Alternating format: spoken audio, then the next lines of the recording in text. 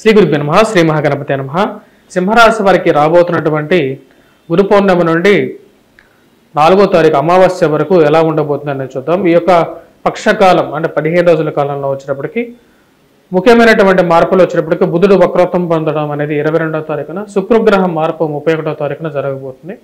రవి శుక్రుడు కలిసి వ్యయ స్థానాల్లో, అదేవిధంగా జన్మరాశిలో బుధుడు, ధనస్థానాల్లో వచ్చేటప్పటికి కేతువు, అష్టమంలో రాహుగ్రహ సంచారం, సప్తమంలో శని వక్రత్వం పొందబోతున్నాడు. అదేవిధంగా ఈ రాశి వారికి వచ్చేటప్పటికి గురువు వచ్చేటప్పటికి రాజ్యస్థానంలో కుజుడితో కలగబోతున్నాడు. ఇటువంటి గ్రహస్థితి రాశి వారికి ఎటువంటి ఫలితాన్ని ఇస్తుంది అనేది చూద్దాం. ముఖ్యంగా వచ్చేటప్పటికి రాశి వారికి విద్యార్థులు వచ్చేటప్పటికి గురువు యొక్క అనుకూలత అనేది కొంచెం తక్కువగా ఉన్నందువల్ల కొద్దిగా కష్టపడి చదవాలి. కాకపోతే వీరికి కొంచెం అనుకూలమైనటువంటి ఫలితాలు ఈ యొక్క వారంలో 22వ తారీఖు నుంచి రాబోతున్నాయి. బుధుడు వక్రత్వం పొందడం అనేది కొంచెం అనుకూలించే విధంగా ఉంటుంది. జన్మరాశిలో బుధగ్రహ సంచారం అనేది మాట సరళంగా తయారవుతూ ఉంటుంది అన్నమాట. అదేవిధంగా బుద్ధి వికాసాన్ని కూడా పెంపొందించే విధంగా ఉంటుంది. కానీ ఈ రాశి వారికి వచ్చేటప్పటికి మనం గమనించినట్లయితే రాజ్యస్థానాల్లో ఉన్నటువంటి గురువు, కుజుడు ఇద్దరు అంత యోగకారకమైనటువంటి స్థానంలో లేరు కాబట్టి విద్యార్థులైతే మనకు కొద్దిగా కష్టపడి చదవాలి. ఆరోగ్యపరంగా అనుకూలమైనటువంటి సమయంగా ఉంటుంది. ఆలోచించే విధానాల్లో మార్పు అనేది ఉంటుంది. కెరీర్ పరంగా ఒక అనుకూలమైనటువంటి ఫలితంగా చెప్పొచ్చు. సత్సంబంధాలు ఏర్పరచుకోగలుగుతారు. విద్యా సంబంధితమైన విషయాల్లో కూడా చురుకుగా ముందుకు రాగలుగుతారు అన్నమాట. పోటీ పరీక్షల్లో కూడా కొంచెం చురుకుగా పాల్గొనడం అనేది జరుగుతుంది. గ్రూప్స్, సివిల్స్ ఎగ్జామ్స్ గురించి ప్రిపేర్ అవ్వాలనుకున్నటువంటి వారికి కూడా కొంచెం అనుకూలమైనటువంటి ఫలితాలు ఎక్కువగా పొందగలుగుతారు. కొంచెం ప్రతికూలంగా వచ్చినప్పటికీ గురువు యొక్క ప్రతికూలత అనేది కొంచెం వేధించే విధంగా ఉంటుంది. సంతాన సంబంధితమైన విషయాల్లో ఈ రాశి వారికి వచ్చినప్పటికీ సప్తమంలో ఉన్నటువంటి శని కొంచెం ప్రతికూలమైనటువంటి ఫలితాలు కూడా ఇచ్చే విధంగా ఉన్నాడు. సింహరాశి వారికి అంత అనుకూలమైనటువంటి స్థితిగా గోచరించట్లేదు.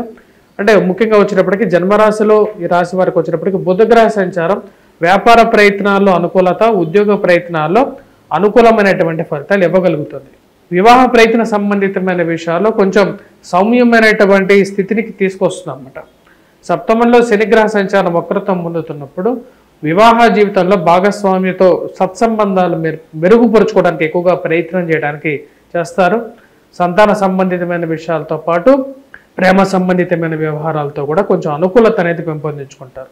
ఈ రాశి వారికి ధనస్థానంలో ఉన్నటువంటి కేతువు, అష్టమంలో ఉన్నటువంటి రాహువు కొంచెం ప్రతికూలంగా ఉన్నారన్నమాట. అష్టమంలో రాహుగ్రహ సంచారం అనేది జీవిత భాగస్వామి ఆరోగ్య సంబంధితమైన విషయాల్లో ప్రతికూలంగా ఉండే విధంగా ఉంటుంది. కానీ ఈ రాశి వారికి వ్యయ స్థానంలో ఉన్నటువంటి శుక్రుడు ఫైనాన్షియల్ రొటేషన్స్లో, స్పెక్యులేషన్స్లో కానీ మూమెంట్ అనేది పెంచుతాడు అన్నమాట. అంటే డైలీ రొటేషన్ అనేది బాగానే ఉంటుంది. దానికి ముఖ్య కారణం శుక్రుడు వ్యయ స్థానంలో ఉన్నా సరే యోగిస్తాడు. శుక్రుడు యొక్క దృష్టి అనేది షష్టమంలో ఉన్నప్పుడు శత్రు సంబంధితమైన విషయాల్లో కొంచెం అనుకూలత అనేది పెరగగలుగుతుంది. రాజ్యస్థానాల్లో ఉన్నటువంటి కుజుడు, గురువు ఇద్దరు అంత యోగ్యాన్ని ఇవ్వట్లేదు. ఉద్యోగ సంబంధితమైన విషయాల్లో మాట్లాడేటప్పుడు ఈ ఉన్నతాధికారులతో కానీ ఎవరితో మాట్లాడేటప్పుడు కొంచెం జాగ్రత్తగా మాట్లాడండి. సౌమ్యమైనటువంటి దృష్టితో మాట్లాడండి. అనవసరమైనటువంటి ఖర్చులు తగ్గించుకోవాల్సినటువంటి ముఖ్యమైనటువంటి సూచన. వారాంతాల్లో అంటే ఈ 2 వారాల్లో చూసినట్లయితే మనకు మొదటి వారాల్లో కన్నా 2వ వారంలో వీరికి శుభమైనటువంటి ఫలితాలు ఎక్కువగా పొందగలుగుతారు. అంటే మొదటి వారంలో కొంచెం తక్కువగా ఉంటుంది. 2వ వారంలో వీరికి కొంచెం అనుకూలమైనటువంటి ఫలితాలు ఎక్కువగా పొందగలుగుతారు. ఇటువంటి గ్రహస్థితి వీరికి కొంచెం అనుకూలమైనటువంటి ఫలితాలను ఎక్కువగా 2వ వారంలో ఇస్తూ ఉంటుంది. మొదటి వారంలో కొంత తక్కువమైనటువంటి ఫలితాలు ఇస్తుంటుంది. రాశి వారికి వచ్చేటప్పటికి మిగతా విషయాలు, వివాహ ప్రయత్న సంబంధితమైన విషయాల్లో గురుగ్రహ బలం అనేది చాలా ముఖ్యం. రాబోతున్నటువంటి 21వ తారీఖు నుండి మనకు వచ్చేటప్పటికి గురు పౌర్ణిమ ఎంతో శ్రేయస్కరమైనటువంటి దినం. గురువు యొక్క అనుకూలత అనేది సింహరాశి వారికి తక్కువగా ఉందన్నమాట. సింహరాశి వారికి గురువు యొక్క అనుకూలత పెంపొందించుకోవటం కోసం గురుగ్రహ మంత్ర జపం చేయండి. మనకు ఆది గురువు అయినటువంటి వ్యాసుడిని పూజించడం, అదేవిధంగా వచ్చేటప్పటికి మనకు ఆది శంకరాచార్యులు గారు కానీ పూజించినట్లయితే కొంచెం అనుకూలత అనేది ఎక్కువగా పొందగలుగుతారు అన్నమాట. ఎందుకంటే ఆది శంకరాచార్యులు గారు వచ్చేటప్పటికి జగద్గురువు. ఆ జగద్గురువు అద్వైత సిద్ధాంతకర్త. ఆ స్వామివారిని పూజించినట్లయితే గురువులకే గురువు కాబట్టి జగద్గురువు అయ్యారన్నమాట. ఆది శంకరాచార్యులు గారు చూపించినటువంటి సిద్ధాంతాన్ని మనం ఇప్పటికే అనుసరిస్తున్నాం. అంటే అన్ని మతాలు అంటే హిందూ మతంలోనే ఎన్నో మతాలు ఉండేవి ఒకప్పుడు. ప్రతి ఒక్కరూ ఈవెన్ గ్రామ దేవతల్ని అందరినీ కూడా మనం పూజిస్తాం. అదే మన సంస్కృతి కాబట్టి గురు పూజ చేయండి. గురువు యొక్క అనుకూలత పెంపొందించుకోవటం గురు పూజ చేయాలి. గురు పూజ ఎలా చేయాలి అంటే మనకు ఇంట్లో పెద్దవారైనటువంటి వారు అంటే ముఖ్యంగా మన తల్లిదండ్రులకి పాదాభివందనం చేయొచ్చు, వాళ్ళ కాళ్ళకి పుష్పాలను సమర్పించి నమస్కారం చేయటం ఎటువంటి తప్పు లేదు. మీ యొక్క గురువులను పూజించండి. పుస్తక పఠనం ఎక్కువగా పెంపొందించుకోవటం, కాన్సన్ట్రేషన్ ఎక్కువగా ఇంప్రూవ్ చేసుకున్నట్లయితే గురువు యొక్క అనుకూలత అనేది బాగా పెరుగుతుంది. అదేవిధంగా మానసిక బుద్ధి బాగా పెరుగుతుంది అన్నమాట. ఇటువంటి పరిహారాలు ముఖ్యంగా చేసుకోవాలి రాశి వారు. వైవాహిక జీవితంలోనూ మరియు అదేవిధంగా విద్యార్థులకి విద్యా పరంగాను విదేశీయానం చేయాలనుకున్నటువంటి వారికి కూడా అనుకూలత కోసం ఎటువంటి పరిహారాలు చేసుకోవాలి అంటే దుర్గాదేవిని ఎక్కువగా పూజించాలి. ముఖ్యంగా బిజినెస్ పరంగా ఆపర్చునిటీస్ అనేది ఈ 2 వారాల్లో 2వ వారంలో కొద్దిగా రావడానికి అనుకూలంగా ఉంది. ఫైనాన్షియల్ రొటేషన్స్ బాగా పెరగడానికి కూడా 2వ వారంలో అనుకూలంగా ఉంది. ఈ రాశి వారికి ముఖ్యంగా వచ్చేటప్పటికి కుజుడు యొక్క అనుకూలత, గురువు యొక్క అనుకూలత అనేది కొంచెం తక్కువగా ఉంది. మరి అదేవిధంగా వైవాహిక జీవితంలో వచ్చేటప్పటికి రాహుకేతువుల ప్రభావం అనేది కొంచెం ఎక్కువగా ఉంది.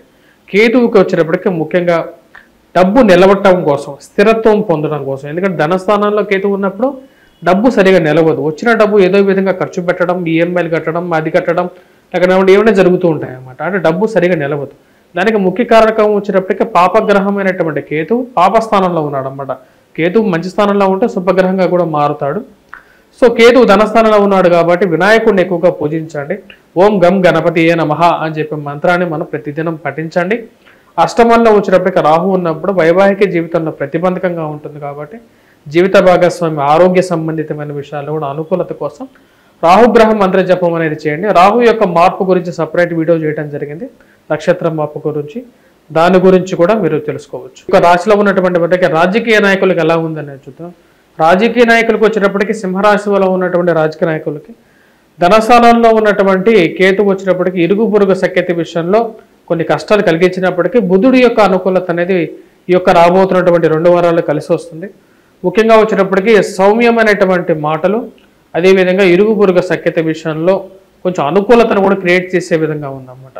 కూట సంబంధితమైన వ్యవహారాలు కొన్ని కష్టాన్ని కూడా కలిగించే విధంగా ఉంది. కాబట్టి రాశి వారికి బుధుడి యొక్క అనుకూలత అనేది బాగా కలిసి వస్తున్నది. శుక్రుడు కూడా 1000 స్థానంలో మంచి స్థానంలో ఉన్నాడు. తద్వారా వచ్చేటప్పటికి ఈ రాజకీయ నాయకులు కూడా కొంచెం అనుకూలమైనటువంటి ఫలితాలే గోచరిస్తూ ఉన్నాయి. ముఖ్యంగా బుధుడు శుక్రుడు యొక్క అనుకూలత అనేది కొంచెం ఈ యొక్క రాబోయే 2 వారాల్లో 2వ వారాల్లో ఎక్కువగా అనుకూలత, ముఖ్యంగా 22వ తారీఖు నుంచి కొంచెం ఎక్కువగా అనుకూలమైనటువంటి ఫలితాలు పొందడం అనేది జరుగుతుంది. ఆ యొక్క విషయాలను గమనించాలి. అదేవిధంగా వ్యాపార ప్రయత్న సంబంధితమైన విషయాల్లో ఫైనాన్షియల్గా వచ్చేటప్పటికి రొటేషన్ బాగుంటుంది అన్నమాట. అదేవిధంగా ఖర్చు కూడా అదేవిధంగా వెంటాడే విధంగా ఉంటుంది రాశి వారికి. స్వస్తి.